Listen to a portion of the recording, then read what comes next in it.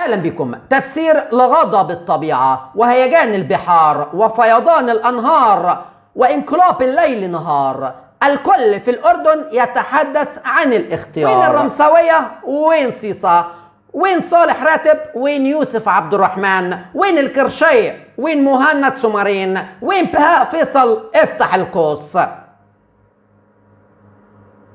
سد يا باشا أذنيك، اركن ثوب الأندية من أجل عيون المنتخب الأردني. كل هذا لا يسمن ولا يغني من جوع على الإطلاق. من وجهة نظر الشخصية اركن ثوب الأندية. الآن قميص واحد. أي لاعب على الإطلاق بيمثل الأردن فهو نشمي ابن نشمي. أي لاعب يمثل المنتخب فهو أردني ابن أردني.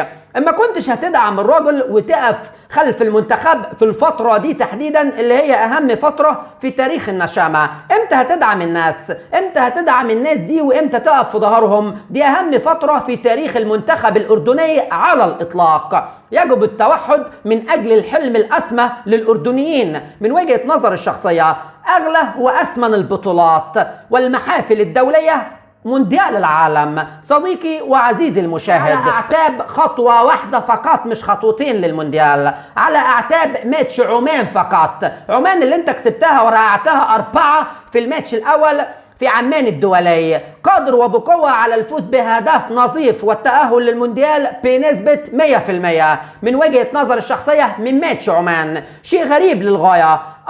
قائمة المنتخب 34 عنصر، في استبعاد ل6 عناصر هيبقى 28 عنصر بمشيئة الرحمن. في 10 عناصر من الحسين و5 عناصر من الوحدات و5 عناصر من الفيصلي، 1 فقط من السلط، 13 لاعب محترف. ايا كان العناصر اللي موجوده فهو لاعب اردني بيمثل قميص المنتخب الاردني. يبقى كل الدعم وبكل قوه في الوقت الراهن دون ادنى شك. اجيبها لك على بلاطه وباختصار.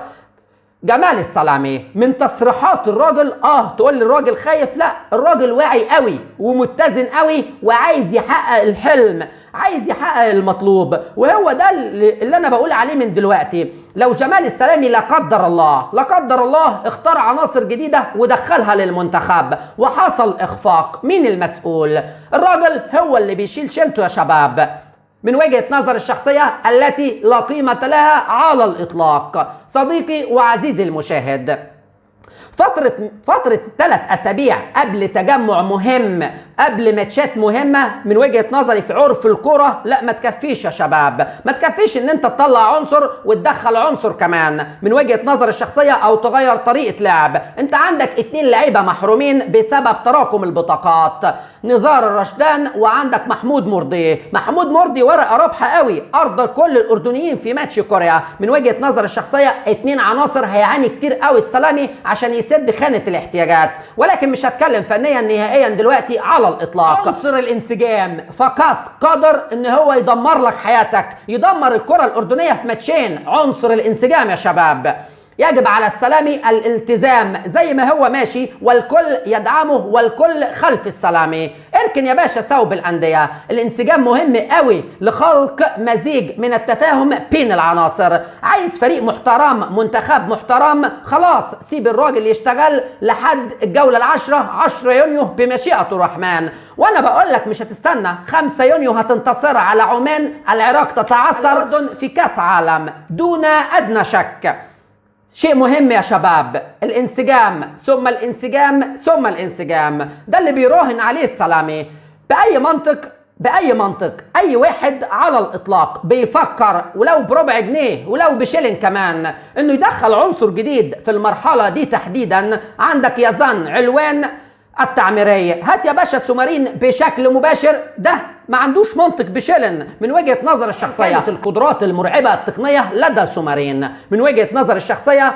بأمانة المنتخب الأردني عال العال، المنتخب الأردني في هذا التوقيت امتياز. سيبوا الراجل يشتغل.